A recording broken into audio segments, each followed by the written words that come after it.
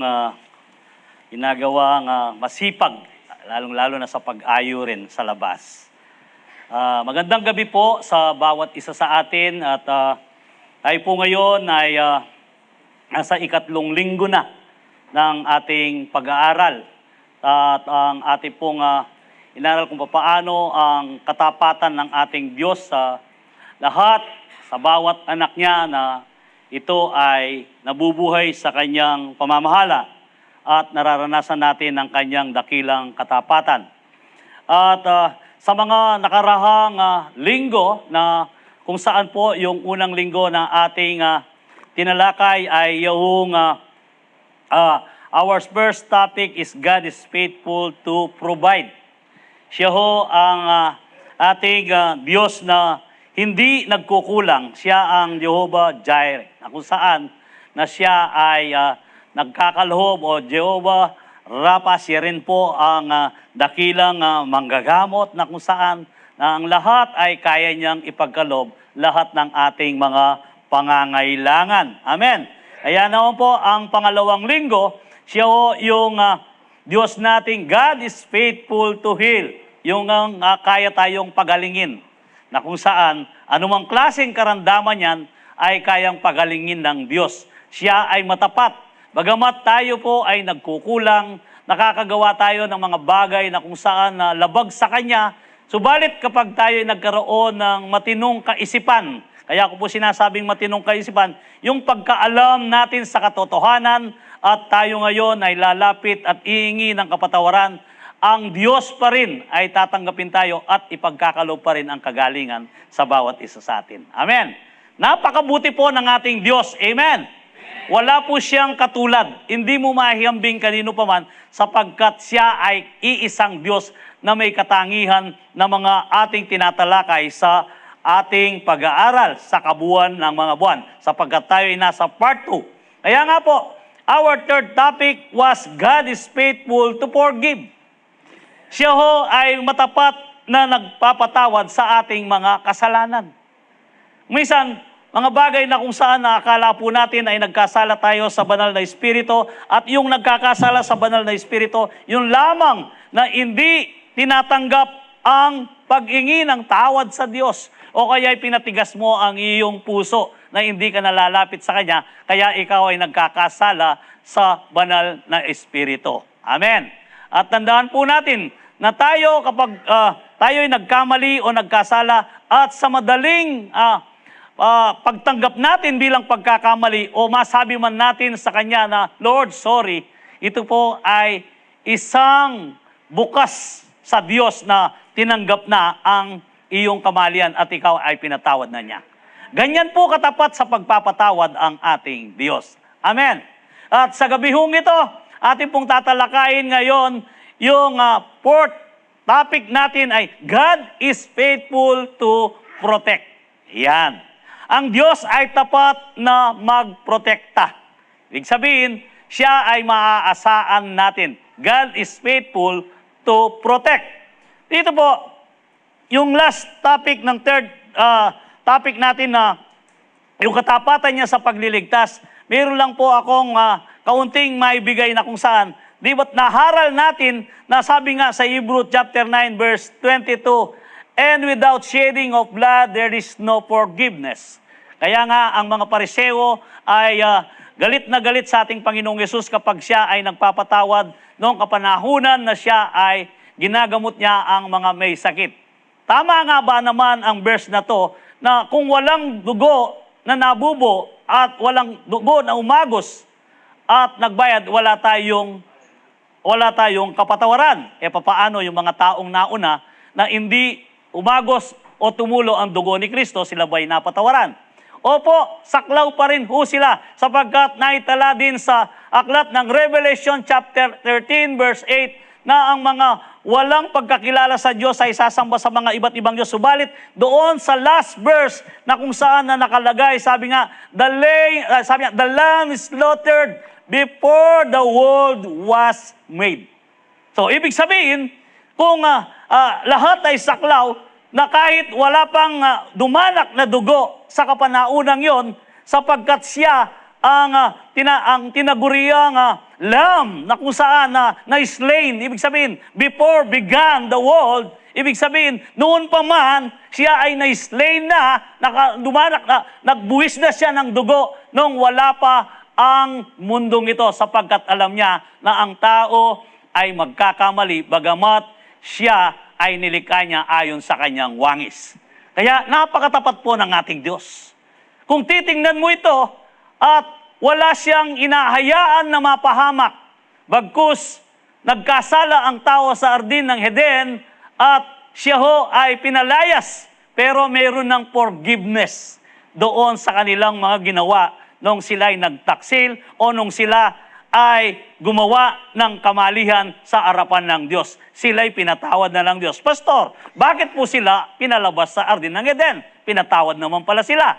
Sapagkat, kung babasahin niyo po ang Genesis, hindi talagang pwedeng magsama ang banal at ang makasalanan.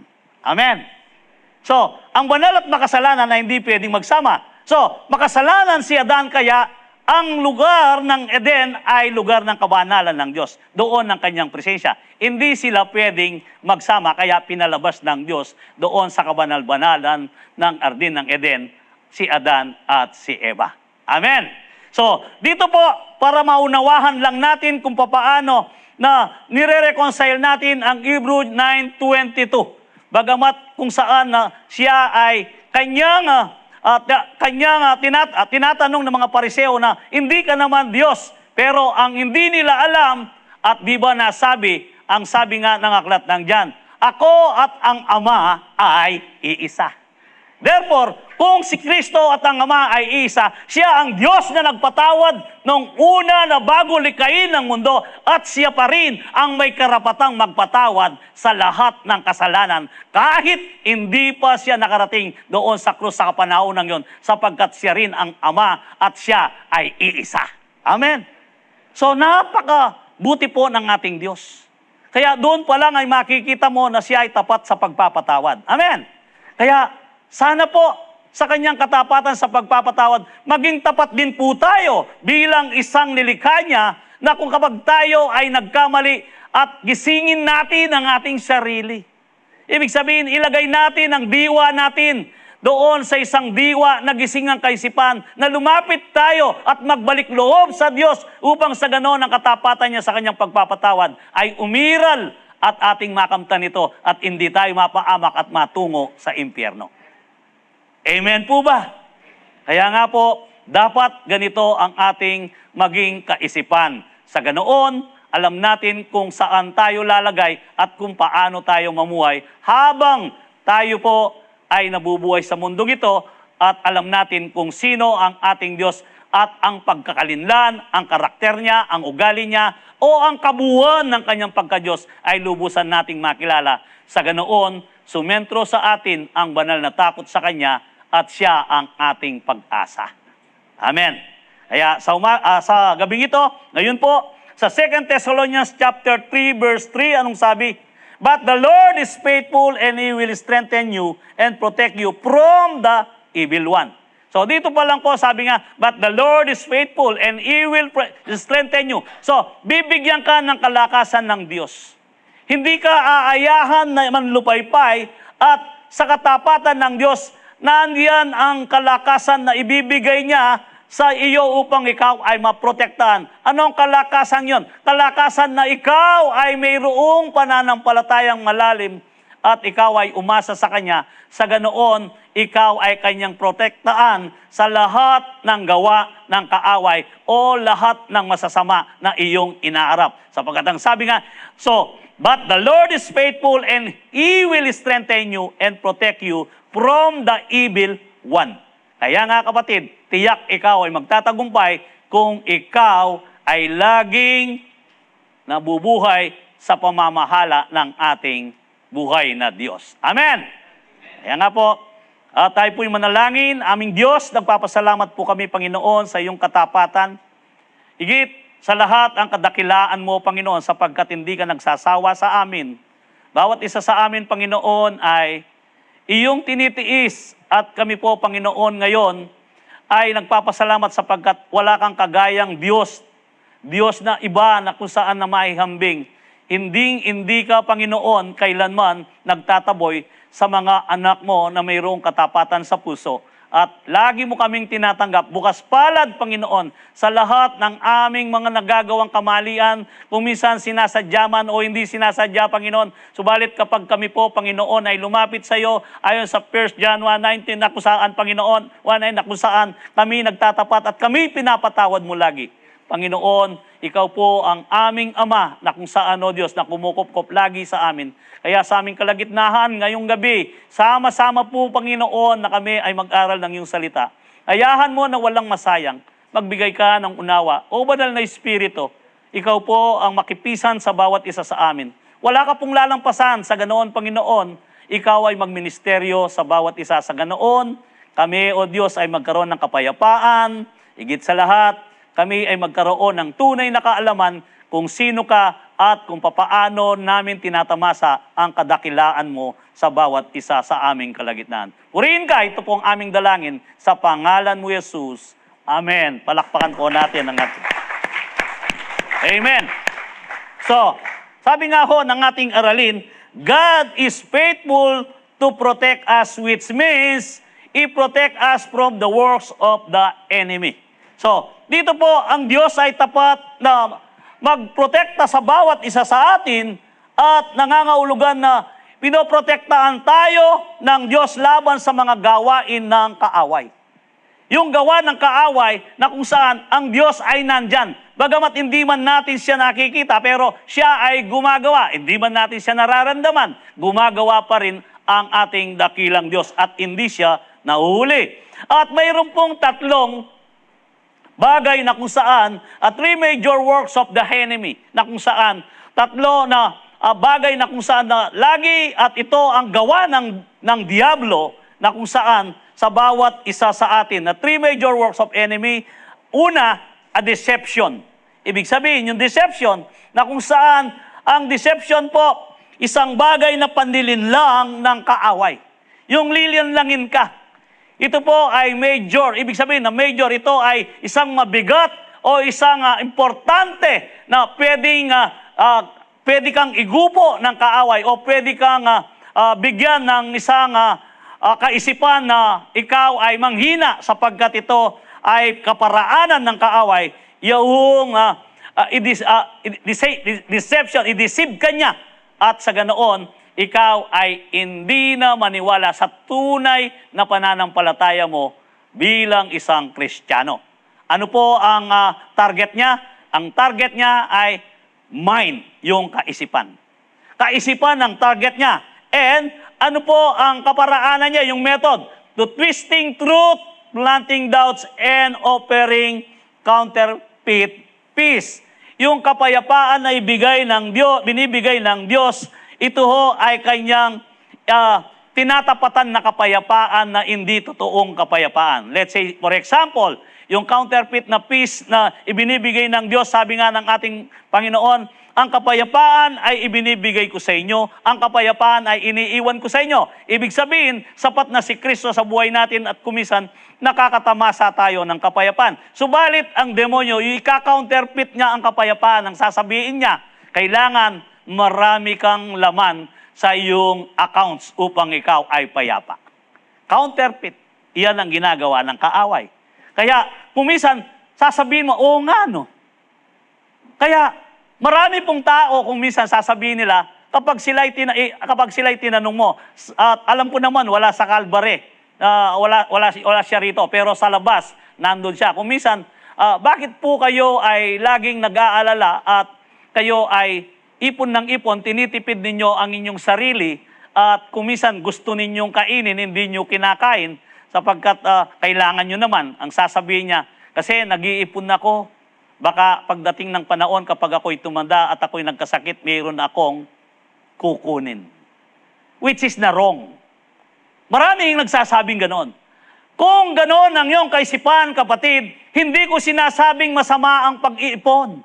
Pero kung ang pag-iipon mo ay nasentro lang sa isang bagay na iniisip mo, sa pagtanda mo, ikaw ay kawawa at ikaw ay mayroong kukunin upang hindi ka naging kawawa. Iyon ay isang isa-isang pagpapakita na wala kang pananampalataya sa Diyos na kaya kang ingatan. Bakit? Inuuna mo ang pananalapi doon sa kapangyarihan ng Diyos na kaya kang ingatan, na kaya kang gawin na malusog at hindi magkasakit. Kaya nga po, counterfeit po yan. Yung ginagawa niya. And then, yung goal, making people believe lies about God's themselves and others. Ginagawa ng kaaway na kung saan ang kanyang layunin ay papaniwalaan ng tao sa mga kasinungalingan tungkol sa Diyos, sa sarili at sa ibang tao. Instead na maniwala sa Diyos at umasa sa Diyos, yung iba umaasa sa tao, sa kanyang kumpare, sa kanyang kamag-anak, sa kanyang nasa abroad. Instead na umasa siya sa Diyos, inuuna pa. At lagi niyang sinasabi kung minsan, andyan naman si nasa Canada naman niya huwag kang mag-alala. Alam niyo po, kalapastanganan nito sa Diyos sapagkat kung minsan, inuuna mo pang sinasabi na kung saan na ikaw ay mayroong pananampalataya sa tao kaysa Diyos na nagbigay ng hininga sa iyo. Amen. At alam ko, wala rito. Amen po ba? Nasa labas yan. Kaya hanapin natin sila at dalhin natin dito upang ang kanilang pag-uugali ay mapalitan ng kagaya ng pag-uugali natin. Amen po ba? Konti lang ang gustong mag-anap sa mga taong yon. Dapat sana tayong lahat. Kasi nga, kailangan po na maihatid natin sila dito para magkaroon ng pag-asa. Ano pa? It twists truth to make you doubt God's word, God's character, and God's plan for you. I-use lies, false teaching, and twisted word. Binabaluktot niya ang salita ng Diyos, ang katotohanan, upang pagdudahin natin ang salita ng Diyos at ang kanyang karakter. Upang magduda tayo sa ugali ng parang hindi tumutugon ng Diyos, parang namimili lang. At ang kanyang plano para sa ating buhay, gumagamit siya ng mga kasinungalingan, maling katuruan at mga salitang binabaluktot ng katotohanan. Kaya kapatid, mag-ingat po tayo. Kayo ay nasa tamang lugar na sa inyong pananampalataya. Huwag na kayong ayahan na mag-window, kung mayroong window shopping, mayroon ding parang window, paano natin tatawagin yon na kung saan parang window fishing of salvation. Huwag na. Nandito na kayo. Amen? Kaya nga, dapat po natin. And the devil is the father of lies. Sa John chapter 8 verse 44. Wala kang maaasahan na katotohanan sa diablong ito Kaya diablo siya. Amen. Kamampangan niya yata ito Baka marinig niyo sa lola niyo, diablos ka. Yung mga matatanda, minsan sinasabi nila yun. Pero yung palang sinasabi lang, diablos ka, ikaw pala ay inahambing sa diablo sapagkat kung mali ng mali ang ginagawa mo, diablos ka, makona ka kene. Yun pala ang ibig sabihin nun, sapagkat siya ay ni katiting na katuwiran, puro kasinungalingan. Basahin po natin siya. John chapter 8, verse 44. You belong to your father, the devil, and you want to carry out your father's desires. He was a murderer from the beginning, not holding the truth, for there is no truth in him. Walang katotohanan sa kanya. When he lies, he speaks his native language, for her is a liar and the father of lies. Ibig sabihin noon, kung siya ay nagsasalita ng kasinungalingan, iyon ang kanyang kabuuan. Iyon ang karakter niya. Kaya nga, siya ang ama ng kasinungalingan. Amen. Puro kasinungalingan. Kaya sabi ko nga, sa labas maraming sinungaling, pero sa Calvary walang sinungaling. Amen. Ay, atinata, ot karitakdang. Kaya nga, kapag ikaw ay isang sinungaling, ibig sabihin, ang ama mo ay si sinungaling. Sino ang ama mo ngayon? Ang ama mong sinungaling, sino siya? Si Satan. Amen. Kaya nga, bawal sa atin na magsinungaling. Amen po ba? Pastor, bakit po sa Bible si Rahab nagsinungaling? Alam niyo po, ganito po yun. Ang kasinungalingan na ginawa ni Rahab ay hindi may tuturing na kasinungalingan. I-explain ko po. Nababasa niyo po ba sa Santiago kung ano ang sinasabi ng aklat ni Santiago? Na ang sabi ng aklat ni Santiago, kung alam mo ang mabuti at hindi mo ginawa, ikaw ay nagkakasala. So si Rahab, nung hanapin ang tatlong tiktik na pinadala upang sa ganoon, sila ay matukoy ng kaaway, sila ay itinago. At sinabi nila sa nag-aanap, andyan ang mga tiktik. Wala po, doon sila dumaan. So, ibig sabihin, si Rahab, alam niya ang mabuti na ang mga mamamatay taong ito, sila ang hahadlang sa gustong mangyari ng kabutihan ng Diyos, kaya hindi siya nakianib sa kanila. Amen? Maliwanag po ba? Kasi kung sinabi niyang, ay eto sila, ibig sabihin, siya ay nakiisa sa mga masama. Amen? So, si Rahab, hindi pagsisinungaling sapagkat ginawa niya ang mabuti. Amen po ba? Maliwanag sa inyo siguro yon. Kasi bakit ginawa niyang mabuti? Upang sa ganoon, ang lahat ng mangyayaring mabuti ay magawa at hindi niya tinuro ang mga tiktik. Kaya sabi ni James, kapag alam mo ang mabuti at hindi mo ginawa, ikaw ay nagkakasala. So, ano sinabi sa Hebreo? Si Rahab ay itinuring na matuwid sapagkat ginawa niya ang mabuti. Maliwanag po ba? Kaya baka sabihin ninyo sa pilosopo ninyo, nagsinungaling. Hindi po siya nagsinungaling, kundi ginawa niya ang mabuti. Amen. O paano natin i-apply ngayon? Halimbawa, sa Calvary Temple, inaanap ako. Andyan ba si Pastor June? Papatayin namin kasi ngayon sasabihin nung sa likuran, asan si Pastor June? Baka sabihin, ayun po. Ibig sabihin, nakiayon ka rin sa mga masama na alam mo papatayin ako, at tinuro mo sila. Ibig sabihin, masama ka rin. Amen po ba? Kapag po buhay na ang ating pinag-uusapan, kailangan alam natin kung alin ang mabuti. Amen? So maliwanag po ba ngayon na kung saan na may panahon na ikaw ay hindi nagsisinungaling bagamat parang kasinungalingan ang sasabihin mo, pero hindi ka nagsinungaling kasi inuna mo ang paggawa ng mabuti. Amen. Maliwanag po ang tinutukoy ni Santiago. Kaya si Rahab ay itinuring na matuwid sapagkat siya ay gumawa ng mabuti. Sana malinaw na sa inyo yon. Amen. Buti pa yung bata naintindihan at yung mga hindi. Amen po ba? Amen. Yes. Akala ko hindi nyo naintindihan. Kung hindi, ang bata patatayuin ko rito. Buti pa siya nauunawahan niya. Amen. So, dito po. Ngayon, alimbawa po dito, kung papaano si Satan twisting God's word to Eve and the Garden of Eden. Sa Genesis chapter 3, verse 1 to 3. The serpent was rudest of all the wild animals the Lord God and made. One day, he asked the woman, did God really say you must not eat the fruit from any of the trees in the garden? Sabi, ang nagsasalita po rito, ang devil o yung ahas, no? At tatandaan ninyo, may nagsasalitang ahas. Of course, we may not eat fruit from the trees in the garden. The woman replied, it is only the fruit from the tree in the middle of the garden that we are not allowed to eat.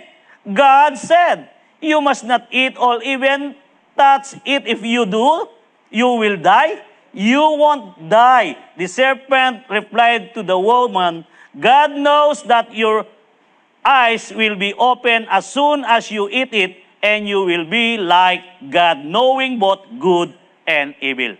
Tingnan nyo ang estratiya ng kaaway na ito ay tinukso na niya si Eva at dinagdagan pa ang word.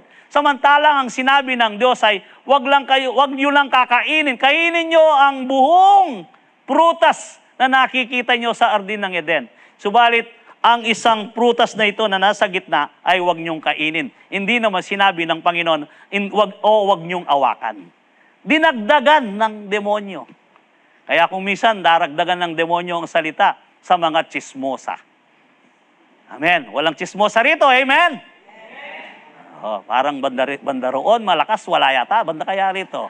Mayroon pa yata pa konti-konti. Kaya yung mga chismosa, dinaragdagan Kaya bakit sila dinadagdagan? Sila pala ay alipin ng demonyo, kaya dinadagdagan ang salita. So dito, makita natin, tinitwist niya. So, binabaluktot ng dyablo ang salita na kung saan o ni Satanas ang Diyos kay Eva sa alabanan ng Eden. Kaya nga, ito po, sa lahat ng hayop siya ang pinakatuso ang sabi ng nating nabasa. Kaya, huwag po kayong gumaya sa ugali ng ahas. Kapag kayo ay nanlalansi, gayahin ninyo ang ugali niya sa kabutihan. Amen. At nabanggit yan ho na kung saan gayain ninyo ang aas at ang agilang. Sabi nga, bakit pinagagaya? Yung karakter na pakikinabangan. Hindi ho yung gayahin mo ang aas upang ikaw ay maging isang udas o mag-aas sa iyong kaibigan. Hindi ho ganon. Yung katalinuan. Amen.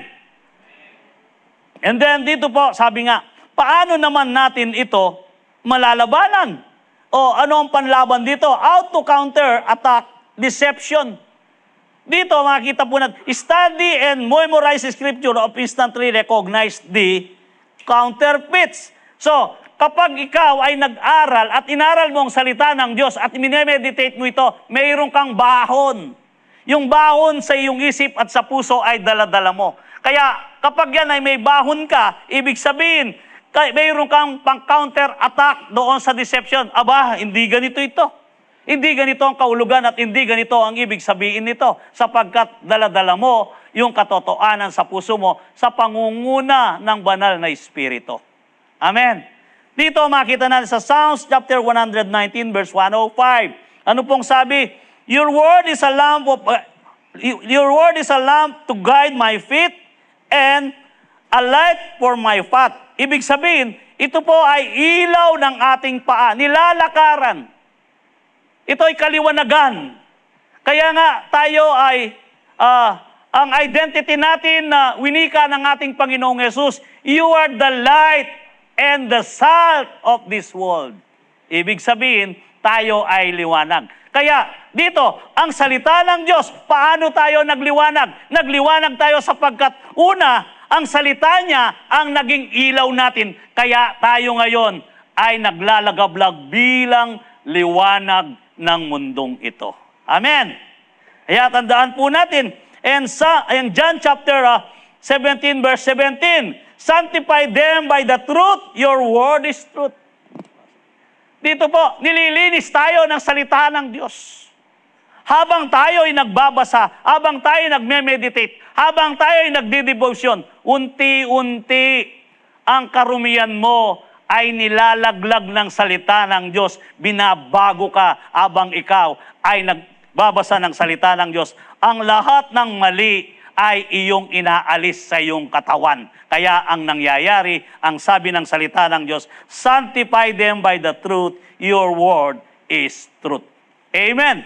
Kaya, paano ka maging laging makatotohanan? Ang ibig sabihin nun, kung gusto mong laging makatotohanan, kapatid, ikaw ay laging mag-devotion o magbasa ng salita ng Panginoon. In Joshua 1:8, ano po ang sinabi? Study this book of instruction, continually meditate on it day and night, so you will be sure to obey everything written in it. Dito po, sabi niya, so you will be sure obey everything. Hindi yung sinabing, so you will be sure to obey something or your parting o yung acting. Kundi, ang sabi nga niya dito, so you will be sure to obey everything. Sabi nga, written in it. Lahat ng nakasulat, wala kang lalaktawan. Lahat ng nakasulat, wala kang sasabihin na exempt ka dito. Kundi, only then you will be prosper and succeed in all you do. At sa ganoon, ikaw po ay magpa-prosper. Amen. So, tandahan po natin, kapag tayo ay nag-aral ng salita o instruction o ng Biblia, i-meditate po natin ito. Paano ba ang pag-meditate? Yung nilalasaan mo at lagi mong binabalikan kung ano ang ibig sabihin ng letra por letra na iyong binabasa at ito'y pinamumuhay mo. yung nginunguya mo. Paano ang nagme-meditate ng kumakain ng juicy? Habang may lasa yan, hindi ka umihinto ng nguya. At 1 oras na. Pag wala ng lasa yan, at saka mo palang ilalabas. Bakit? Kasi nga, wala ng lasa. Ang salita ng Diyos, hindi ho siya nawawalan ng lasa. Hindi kagaya ng juicy fruit gum. Ay, baka magalit sa akin ng juicy fruit gum. At ito po ay hindi nawawalan ng lasa, kaya i-meditate po natin. I-chew natin yan. Tayo ho ay nguyain natin, lasaan natin. Amen? Sa ganoon po, tayo ay guminhawa. And then, dito, ang pangalawa, destruction. Yan. Yung sirain. Ibig sabihin, yung pagkawasak. Yung destruction, ibig sabihin, yung totally na sisirain ka. Dito, yung target, buhay. Yung buhay mo ang target, the life. And yung pamamaraan niya, ano po yung pamamaraan niya? Yung pamamaraan niya, yung fueling addiction, breaking relationship, and fostering despair. Ibig sabihin, pinapalakas ang mga bisyo. Yung kung nagbibisyo ka wala kasing nagsasyabu sa mga Calvary, kaya hindi pwedeng sabihin yung gramo-gramo eh. Hindi pwede. Yung nagbisyo, bisyo sa sugal, yan. Dito kasi walang nagdadrugs eh. Pero siguro sa sugal meron. Meron kaya? Yung tumataya ka ng piso-piso, tapos dahil tumatama ka ng konti-konti, gagawin mo na ngayon 10 piso. At pagkatapos ng 10 piso, dahil tumatama kang konting-konti, 100 na. Ayan. Baka merong ganyan. Dito po ang ibig sabihin ng bisyo, na kung saan, na ito ay kanyang pinalalala. Sinisira ang mga relasyon. Ayan, sinisira ang relasyon ng pamilya, sinisira at winawasak niya. At hindi lamang po yun, at nagbubunsod ng kawalan ng pag-asa. Yaong kung minsan mismo ang pamilya, sasabihin niya sa kanyang anak, hindi ka na talaga titino. Ayan. Maraming beses na sinasabi, hindi ka na talaga titino. Palala ka ng palala. Ikaw nagbigay ng sumpa sa kanya. At tuwang-tuwa ang diablo. At kapag gano'n ang sinabi mo, parang nagpakawala ka ng isang kapangyarihan doon sa iyong pamilya. Kaya anong mangyayari? Destruction. Sisirain niya ang tahanan. Amen? Kaya mahingat po tayo. At hindi lamang po yun, kundi sa pagkawasak, ang kanyang layunin ay ang physical, na kung saan the goal is ruining physical health, spiritual growth, and personal purpose. Kaya nawawalan ka na ng purpose sa buhay. Ibig sabihin, wala nang direksyon.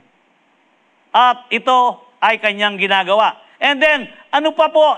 He attacks through temptation. Siya ay laging nag-o-offer ng tukso, fear, division, addiction, and harm. Yung nakakapanakit. Anything that damage your family, faith, or family, and health, and purpose. Ibig sabihin yan, distraction.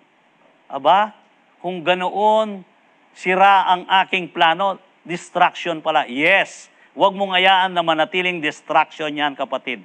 Sapagkat mayroon namang repair niyan at ingi ka lang ng tulong sa banal na Espiritu at bibigyan ka ng kapangyarihang malabanan ang lahat ng yan. Amen? Kaya nga, dito makita natin, ano ba ang trabaho niya? 3 lang ang trabaho niya kasi yung John 10:10. Sabi nga, the thief's purpose is to steal and kill and destroy. My purpose is to give them a rich and satisfying life, ang sabi ng Panginoon. Ang magnanakaw ay dumating upang magnakaw, manira at pumuksa.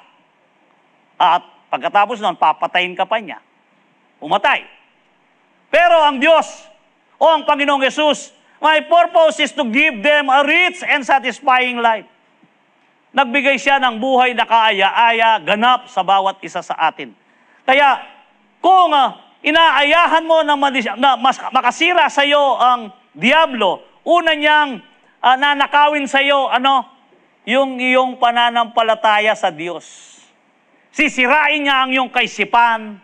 Kasi, distraction eh. Sisirain niya ang iyong kaisipan at hindi na buo ang iyong pananampalataya at hindi na buo ang pagbabasa mo ng salita ng Diyos. Sisirain na niya yan upang sa ganoon magawa na niyang unti-unti ang lahat ng kanyang plano. Sa ganoon, pagkatapos kanyang nasira at pag nanakaw niya ang iyong pananampalataya, umpisaan na niya kaya mabubuo ang pagkasira at hanggang sa pagkamatay at pagkawalay mo sa espiritual na buhay and physically, kaya kanyang patain.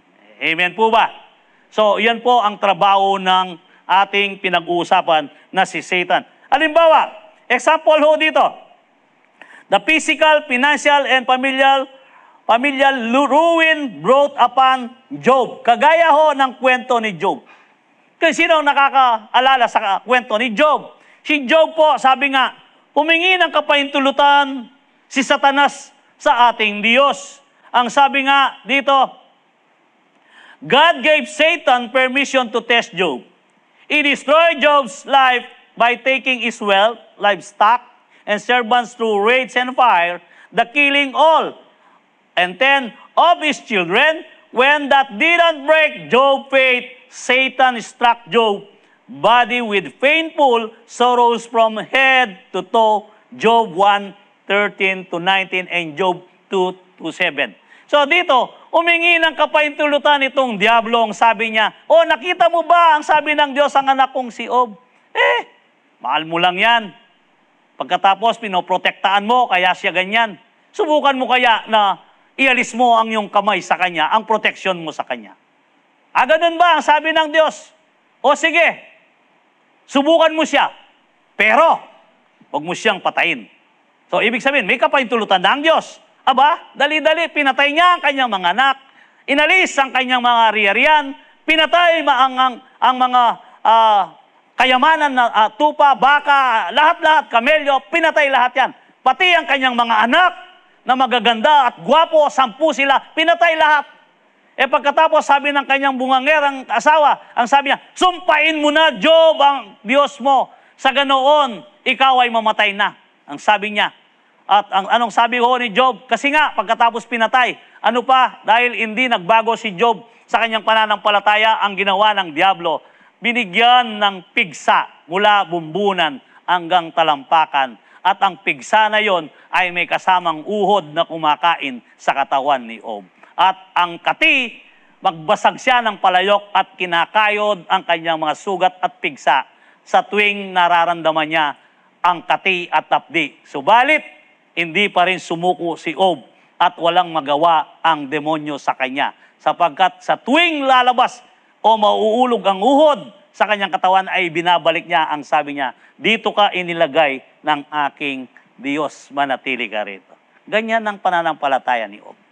Ikaw kaya, baka wala pa man dugo na lumabas sa iyo. Sinabihan ka lang na parang masakit ng tao.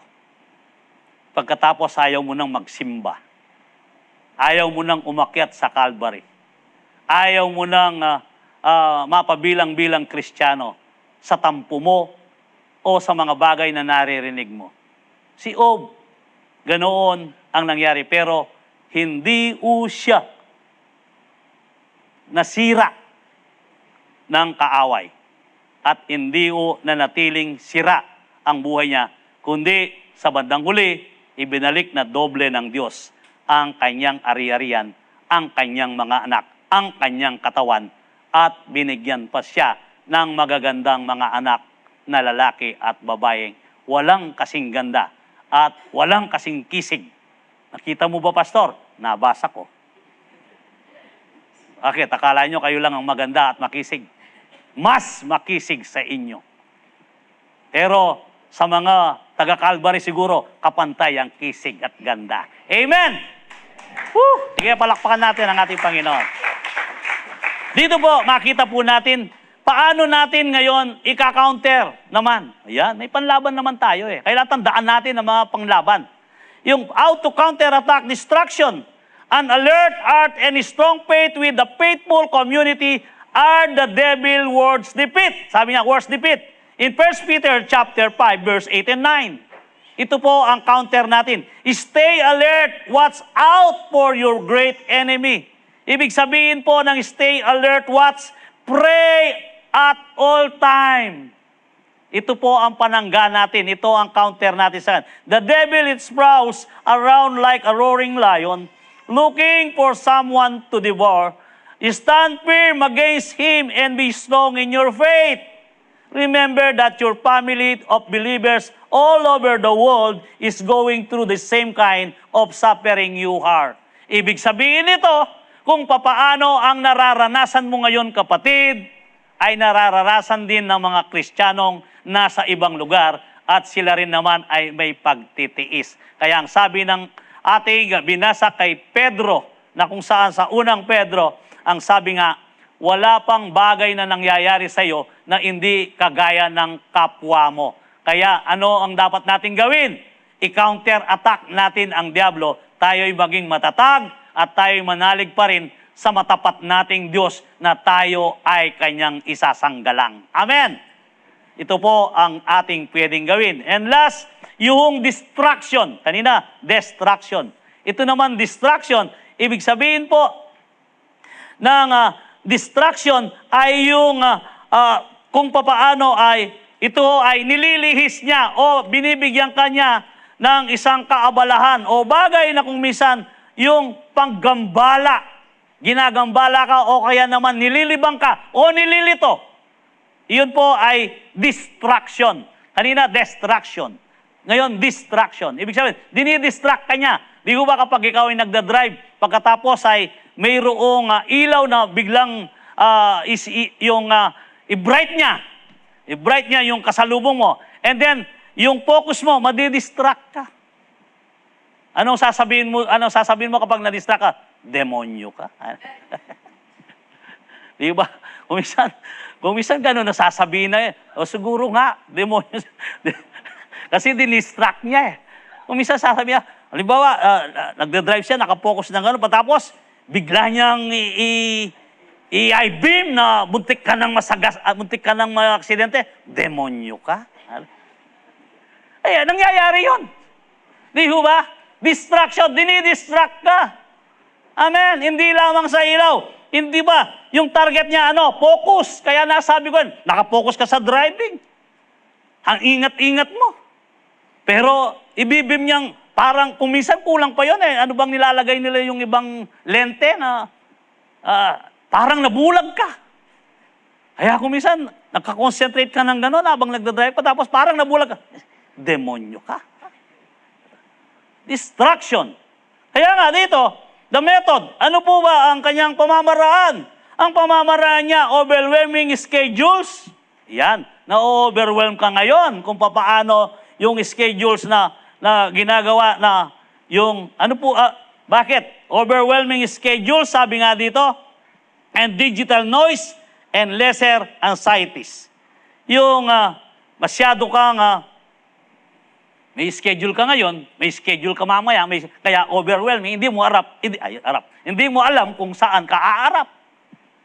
Mga bagay na napakasimple, pero ito ay distraction ng diablo.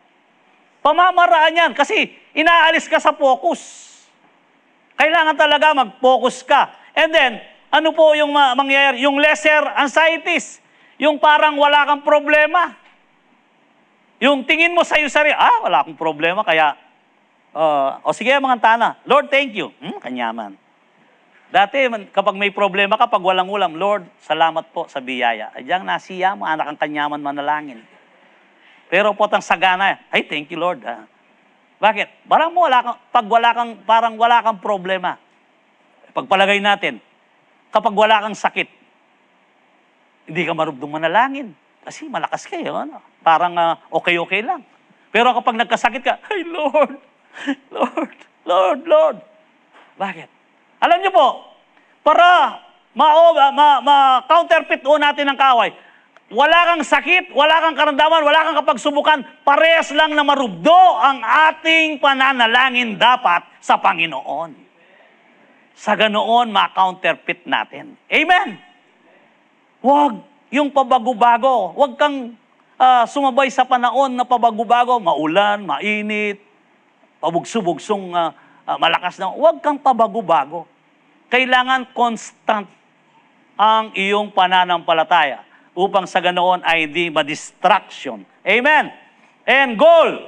Ang goal po niya, keeping people to busy, entertain, to pursue, and gets you up to God's path to your drift from God's protection.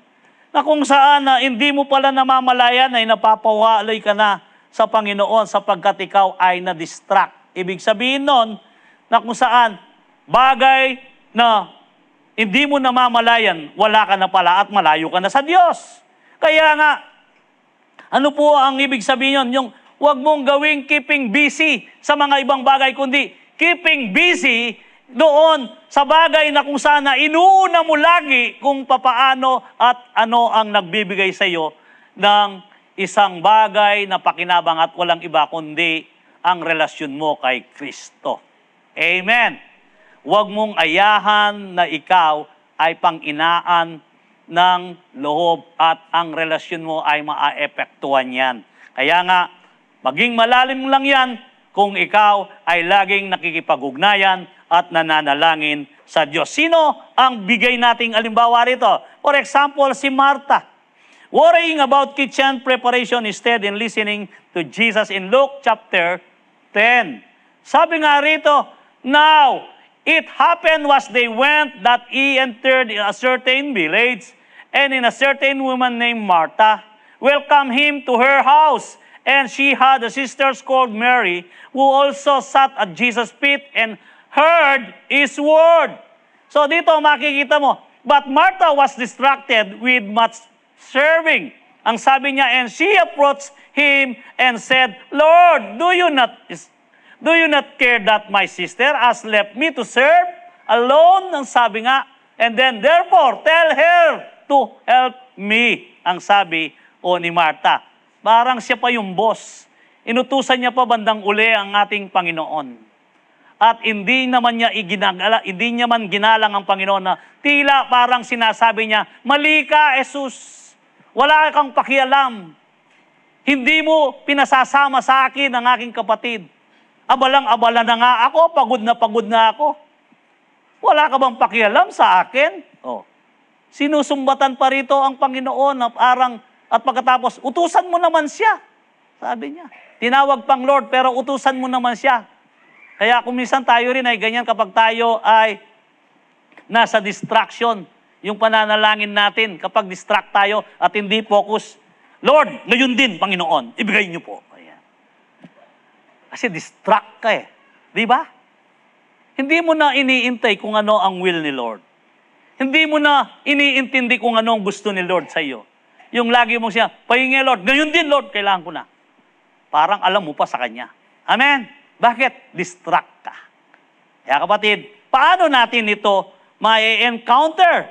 Sabi nga dito, ang distraction ay isang bagay na kung saan na ito ay nagbibigay po o nagpapahinto sa atin upang ang ating layunin na makamit ang isang malalim na pananampalataya at makilala natin ang ating Panginoon sa Kanyang kabutihan o kadakilaan, ito ay nawawala. Distraction make us busy with many things and pull us away from Jesus like Martha. In Luke chapter 10, verse 40 and 41.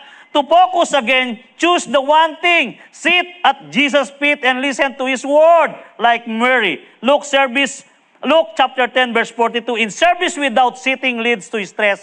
Sitting with Jesus first gives peace of everything else. So, ano po ang ibig kong sabihin dito? Kaya kung minsan, yung mga iba dyan ay abalang-abala sila, distract sila sa cellphone. Baba rito, baba doon. Kung minsan, kapag malapit na ang pagkakaloob, distract sila. Bakit? Kung kailan malapit ang pagkakaloob, doon sila napapahihi at bababa. Ibig sabihin, distract sila. Nawawala sila sa concentration, sa focus. Ibig sabihin, huya, distract ka rin doon kapag ganon. Kailangan talaga yung focus mo, yon ang gamitin mo at yon i-counterfeit mo, i-counter-attack mo ang ginagawa ng kaaway. sapagkat magagaya ka kay Marta. Pag ganon, alam niyo po, mas mahigi, pilihin ninyo kung ano ang sinasabi ni Jesus at pilihin ninyo kung ano ang pinahahatid sa inyo sa pamamagitan ng inutusan ni Jesus na lahat ng magsasalita sa pulpitong ito. Iyon ang pinaka-the best, ang salita ng Diyos sa pakikinig. Amen. Amen po ba? Amen. Yes. Ay, praise the Lord. Narinig ko lahat. At yun po ay, ngayon, 7:20 na. Ngayon, paano natin labanan ito? Bibilisan ko na ng konti. Quieting noise of daily life to hear God's voice. Yan. Sa awit, dito po sa awit 46:10, be still and know that I am God. Alam ko lahat yan, ang sabi ng Diyos. Kaya nga, maging mapayapa ka. Amen. Huwag kang balisa. Huwag kang padistract. In Hebrews chapter 12 verse 2, looking unto Jesus, the author and the finisher of our faith. Yung sentro mo ang iyong paningin kay Kristo. Sentro mo ang puso mo. At ang kalooban mo ay ipayapa mo kay Kristo sapagkat siya ang higit na nakakaalam ng mabuti. Siya ang author and the finisher of our faith. Siya ang arkitekto at siya rin ang gagawa na kung saan, kung ikaw man ang inyero na kung saan iguguhit niya ang maganda at nakakabuti sa iyo upang matapos ito at magkaroon ka ng magandang buhay. Siya ang finisher and the architect. Amen. Kaya nga po, dito makita na sa Isaiah 26 verse 3, you will keep in perfect peace all trust in you. All whose thoughts, sabi nga rito, are fixed on you. Lahat ng kaisipan, lahat ng bagay na kung saan na mayroong ka mga gustong gawin, fix na o sa Panginoon yan. Sapagkat ang lahat ng mga kaalaman na mabubuti ay fix na sa Diyos. Kaya ito ay tanggapin mo na lang, kapatid. The enemy only was 3 tools. Mayroong 3 kasangkapan na ginagamit ang kaaway. Ano ang ginagawa niya? Lies, steal, and distract. But God gave us 3 defense. Ano ang depensa mo? Truth, life, and focus. Why truth and life? Sapagkat ang sabi ng Panginoon and focus, I am the way, the truth, and the life. No one can come to Father except through me. Focus to Jesus. Amen. In 1 John 5:18 ang sabi, we know that the God's children do not make a practice of sinning. Ang lahat ng anak ng Diyos ay hindi na gumagawa ng kasalanan at hindi na nila ito kinalulugod sa kanilang pamumuhay. Amen. Kaya nga, sabi nga, for God's Son holds them as securely and the evil one cannot touch them. Napakasarap nun. Anong sabi? Ulitin ko. For God's Son holds them securely and the evil one cannot touch them. Amen. Alam niyo ang nakaawak sa inyo ngayon, yung nakaka-touch sa inyo ngayon, hindi evil yan. Kundi yan ay holy. Kaya yung demonyo hindi ka kayang awakan o anumang gawin niyang pagsaling, hindi ka kayang salingin sapagkat kapag ikaw ay nasa Diyos. Amen! Kaya the devil cannot touch those who live under God's protection and walk away from the sin. So, and God is faithful to protect us, which means He protect us from all sin and unseen danger. Maging sa mga bagay na hindi nakikita o nakikita, ang Diyos po kayo ay Kanyang pinoprotektaan. Pinoprotektahan niya tayo laban sa lahat ng nakikita o hindi nakikita at ng mga panganib sa buhay natin. At dito, sa Psalms 121 verse 7-8, the Lord will protect you from every danger. He will protect your soul. The Lord will protect you as you come and go, both now and forever. So sa labas-masok mo sa iyong tahanan, ang Diyos ay mayroong protection sapagkat siya'y matapat. Nakikita mo man yan o hindi nakikita. At kapag ikaw ay lumalabas at ibinigay mong buo ang buhay mo at pinaubaya mo sa Kanya sa pangunguna ng Banal na Espiritu, hindi mo man nakikita ang banta, pero ang Diyos ay mayroong protection sa iyo.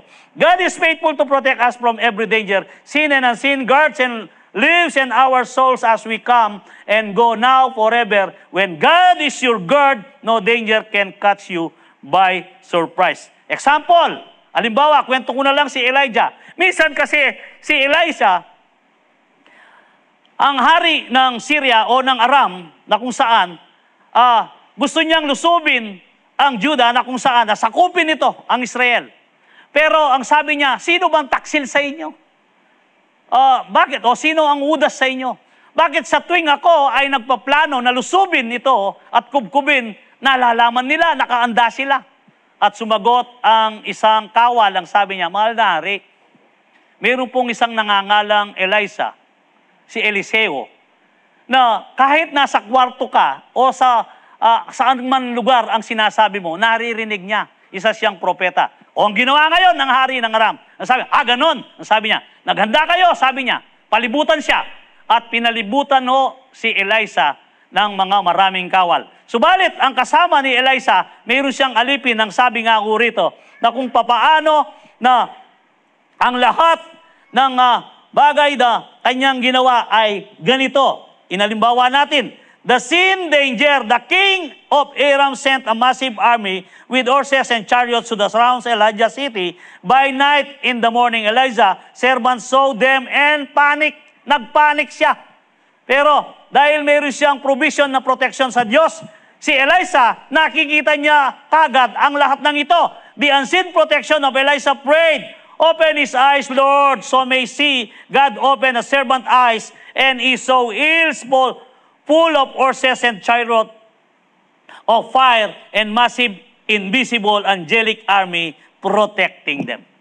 Ano po ang ginawa ni Elisa? Lord, kasi alam niya nakapalibot siya, may protection siya ng anghel, may protection siya ng army, vast army na nagmula sa heaven. Bagamat marami ang lumusob sa kanila, anong sabi niya? Buksan mo ang mata ng aking alipin. Nung nakita ng alipin, mayroong chariot of fire na nakapalibot na igit na marami sa mga lumusob sa kanila. Amen. Kapatid, kapag ikaw ay nanatiling matapat at nanampalataya sa Diyos, kapag ikaw ay nagpaingat sa Kanya, hindi lang isang anghel ang kaya niyang ibigay sa iyo. Kung ikaw man ay tinutugis nila o gusto nilang tambangin ang lahat ng nagbalak na tumambang sa iyo, igit pa doon ay magpapadala ng anghel ang ating Panginoon. Amen! Asahan mo ang Diyos mo sapagkat hindi Kanya bibiguin.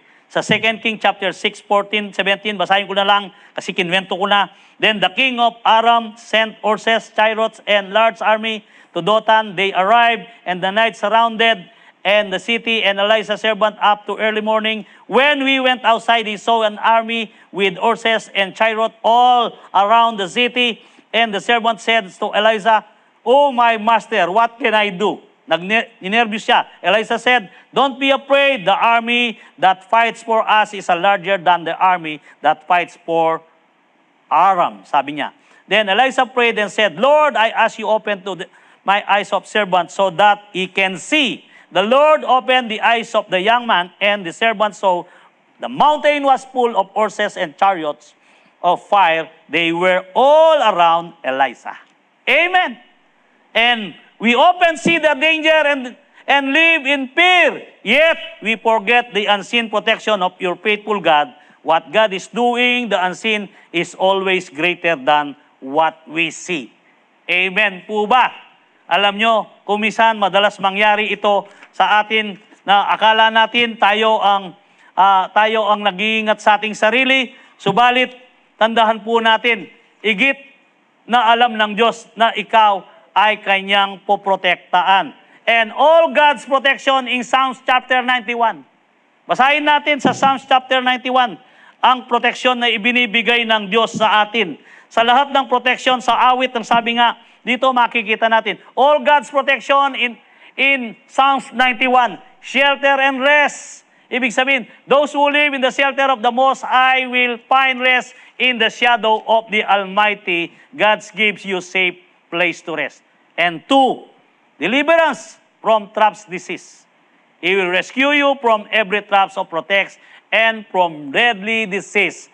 At ang pagliligtas mula sa bitag ng karandaman, tiyak ililigtas ka ng ating Panginoon. Tandaan po ninyo, ang Psalms 91 na yan ay isang bagay na kung saan pa binasa mo yan ay nagkakaroon ng kapangyarihan ang kanyang verses na abang binabasa mo at ito'y nabubuhayan ang iyong pag-asa. And 3, sabi nga sa 3, covering and refuge.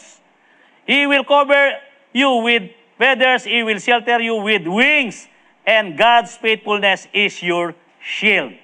4, protection from fear and attack. Sabi nga, do not be afraid for the terrors of night, nor the arrows of flies in the day. Do not dread the disease that stalks, sabi nga, in a darkness. And 5, ano po ang 5? Preservation in disaster. Though 1,000 fall of your side, though 10,000 are dying around you, this evil is not that touch you. And sabi nga rito, kagaya ho ng nangyari sa COVID. Natatandaan niyo yung COVID?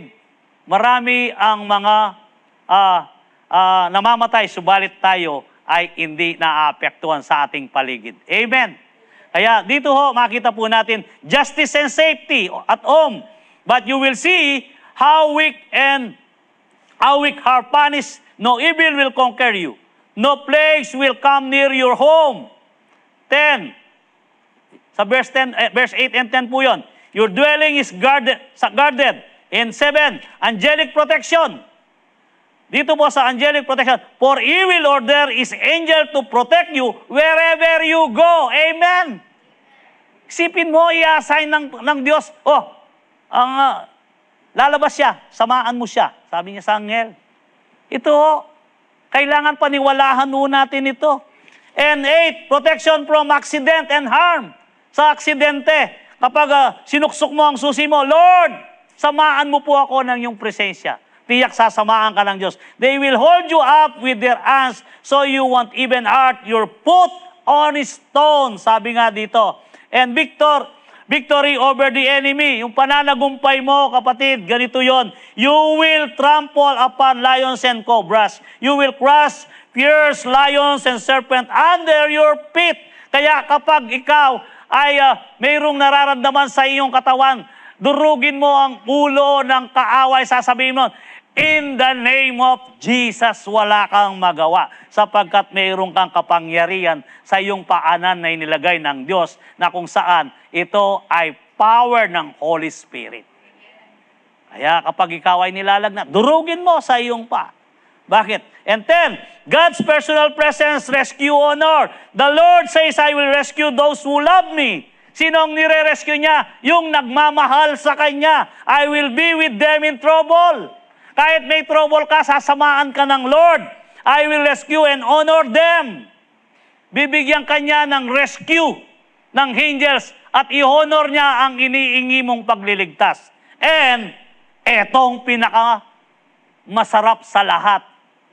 Kasi nga, ang gusto ng tao, siya'y manatili dito. Kaya, anong sabi ng 11? Long life and salvation. I will reward them with a long life and give them my salvation. Amen. So, napakaganda ho ng Psalms 91. Psalms 91 is not just a protection from things. It's protection in God's presence. Stay close and He become your fortress. Amen po ba? 10 minutes na lang. Kaya ko ito. 2 minutes na lang. And number 3. Ayan. Sabi ko sa iyo. Number 3 na tayo. Kahit na 10 minutes, kaya ko pa yan. Marami pa yan. God is faithful to protect us, which means He protects us from the horrors of the last days. Ano po yung horrors of the last days na sinasabi rito? Ang horrors of the last days ay yung kakilakilabot na pangyayari. Poprotektahan tayo ng Diyos laban sa mga katindihan o matinding kakilakilabot sa pangyayari sa uling araw. At dito makikita sa Luke chapter 21 verse 36, ang sabi, keep alert and at all times and pray that you might be strong enough to escape these coming horrors and stand before the Son of Man. Amen. Ano ang ibig sabihin? Pray that you might be strong enough to escape. Anong gagawin mo? Manalangin ka. Hingi ka ng gabay sa Panginoon. Hingi ka ng kalakasan. Lagi kang manalangin upang sa ganoon mapalampasan mo ang mga kakilakilabot na pangyayari yan at tiyak ikaw ay poprotektaan ng Panginoon. And the context of this verse is about the teaching of warnings of Jesus regarding for the coming last days. Tandahan po natin, what are the horrors of the last days according to the Bible? Jesus to the apostles described these things that would increase before His return in Matthew 24 and Mark chapter 13, Luke 21, 2 Timothy, and Revelation. Mga pangyayari na nakahula na ito'y nangyayari sa kasalukuyan, pero huwag kang matakot kapatid sapagkat poprotektaan ka ng ating dakilang Diyos. Amen. The main horrors of Jesus warn about, ano ang main? Yung deception. Yung inuna nating pinag-aralan. Yung linlangin ka. Kung saan na ang false Messiah. Many will come, many names, saying, I am He, and He will lead many astray. In Mark 13:6, wars nations against nations. You will hear the wars of rumors of wars. Nation will rise against nation. Matthew 24, verse 6 to 7, ito ay nakapatungkol sa rapture. Tandahan po natin, huwag kayong matakot sa nababalitaan ninyong gyera, nababalitaan ninyong kaguluhan, sapagkat ang Diyos ay matapat na tayo ay kanyang poprotektaan. Amen. Natural disasters. Tingnan ninyo, taga-Angeles. Napaka-bless ninyo. At napaka-bless ko rin kahit na ako ay nasusu. San Fernando ako pero nasusu sa Angeles. Yung pulumbulo ng San Fernando. Bakit? Lubog ang lahat na nakapalibot sa atin. Pero tayo ay nakakatulog, naka-aircon, at tayo ay may damit, samantalang ang mga kababayan natin ay lumalangoy, walang damit, walang makain, lubog hanggang bubong ang kanilang mga tahanan. So ito ang sinabi ng Panginoon. Natural disasters. They will be famine and earthquake in various places. Matthew 24. Look, pestilence, fearful events, great signs from heaven. Yung mga signs na nakikita-kita, na pinapakita sa kalangitan na lumilitaw ngayon. Kung minsan yung buwan nagiging pula. Kung minsan naman ang isang pagsikat ng araw, buhong-buho, parang rainbow na bilog at pulang-pula na hindi mo maanino kung ano ang nangyayari. Bakit? Nangyayari na sa kasalukuyan yan. Kaya be alert. Tayo po ay mapapanalangin. Persecution of believers. Lahat ng ibang sa Nigeria, maging sa mga India, pinapatay ang mga believers, sinusunog ang mga nananambaan. And they will lay their hands on your hands, persecute you. You will hated for all of my name's sake. At tayo naman sigurado, kung mangyayari man yon, ang kapangyarihan ng Banal na Espiritu ay ibibigay ng Diyos upang wala tayong maramdamang sakit, alang maramdamang hirap, sapagkat hindi magkukulang ang proteksyon ng Diyos. Amen. 5, increase of lowness and cold love. Yung iba po, magbabago bigla. Kapag yumaman ng kanilang pamilya na dati hindi mayaman, magbabago na yan. Kanya-kanya na tayo. Ganon ang nangyayari. Tumitingin kayo sa akin, pagkatapos gumagat, parang nangyayari sa inyo. Kanya-kanya na tayo, hindi man sila dating mayaman, pero yumaman. Magkakapatid, nagmamalaki ngayon. Nagsusumbatan pa. Sasabihin niya, nung kami, kayo nagsawa na nung kayo pero kami ngayon, pagkatapos sasabihin nila, parang sila pa ang inaapi. Sila na nga ang mayaman, pero parang sila pa ang inaapi. Bakit? Nandito po, nakasulat. Mangyayari ang lahat ng yan. Hindi ho magsisinungaling ang Bible. Sabi nga, increase of lowness and cold love. Because lowliness will be increased, the love of many will grow cold, and moral collapse. People will be lovers of self, maibigin sa sarili. Kaya kung minsan, sabi nga dito, lovers of money. Pera, puro pera. Kaya pag narinig mo sa isang istasyon ng radyo, pera lang yan. Pera lang yan. Anong istasyon yan? Ako, nung minsan naririnig ko yun parang pera, puro pera. Ito, totoo ito. Proud, abusive. Timothy chapter 3, verse 1-5. And describe at times and selfish and godliness. Great tribulation and distress. Ito po, sa Luke chapter 21, verse 25 to 26, there will be sign and on the earth distress of nation, people fainting with fear. Revelation describes 7 seals, trumpets, and bowls, judgments pour out. Tandahan po natin, yung Great Tribulation, wag na wag kayong pauli sa unang biyahe. Amen! Nasain natin yung first trip sapagkat ang second trip ay mahirap na, baka ikaw ay maiwan. Amen po ba? 5 minutes pa? Bakal niya pa yan. And then, dito makikita po natin, let us look some of the verses that show will be saved from the Great Tribulation. Yung pong Great Tribulation, tayo ay huwag tayong umasa sa post-tribulation. Dapat tayo pre-tribulation. Ano? Tandahan po natin. Yung pre pare, yung pre kailangan nasa pre tayo pare. Huwag kayong magpaiwan, mga pare.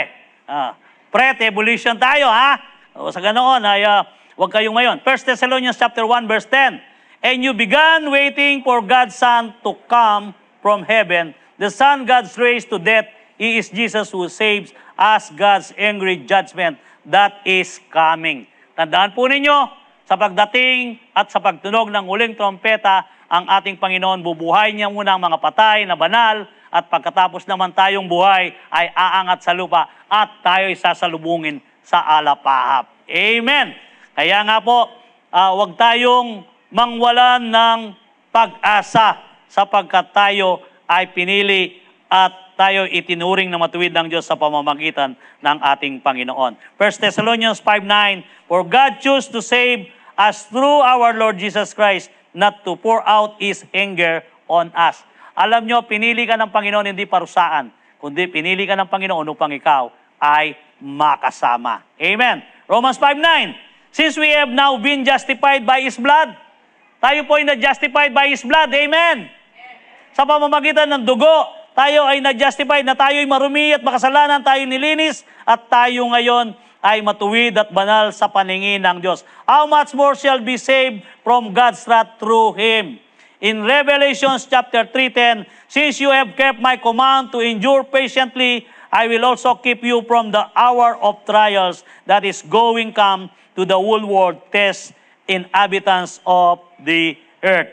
And Luke chapter 17, verse 26 and 29, ano pong sabi? Just as it was in the days of Noah. Kagaya ng panahon ni Noah, ang lahat ay kumakain, nagiinuman, nag-aasawa, at sila ay patuloy na pumasok na sa daong si Noah at hindi pa nila namalayan. Lahat sila ay nangamatay. Iyan ang sinyales ng pagdating ng ating Panginoon. Amen. Kaya nga, tandahan po natin, as we live in the last days, let us stay awake in prayer. Gising po ba kayo sa pananalangin? Salamat sa Diyos. And our faithful God will give us strength to endure and stand before Him. Kailangan po na tayo gising sa panalangin sapagkat tayo mananatiling matatag at nakatayo pa rin hanggang sa pagdating ng ating Panginoon at Siya ay madadatnan niya tayo na tayo gumagawa ayon sa Kanyang inaasahan sa atin na hindi tayo umatras at hindi tayo uminto sa ating pananampalataya. God is faithful to protect. Number 1, He protected us from the work of the enemy. He protect us from all sin and unseen danger. He protect us from the horrors of the last days. And in Isaiah chapter 54 verse 17, no weapon formed against you shall prosper. In every tongue which rises against you in judgment, you shall condemn. This is the heritage. Tandahan po ninyo, ito ang pinamana sa atin. This is the heritage of the servant of the Lord. And their righteousness is from me, says the Lord. Ang katwiran ay nasa akin at manahan ninyo ang katwiran ng Diyos, ang sabi ng Panginoon. Wala pang sandata na gawa upang kayo ay saktan sa bawat isa sa atin na tayong umiibig at nagtatapat sa Diyos at mayroong pagsunod sa ninanais niya sa ating mga buhay. Amen! Kaya sige po, tayo po'y tumayo.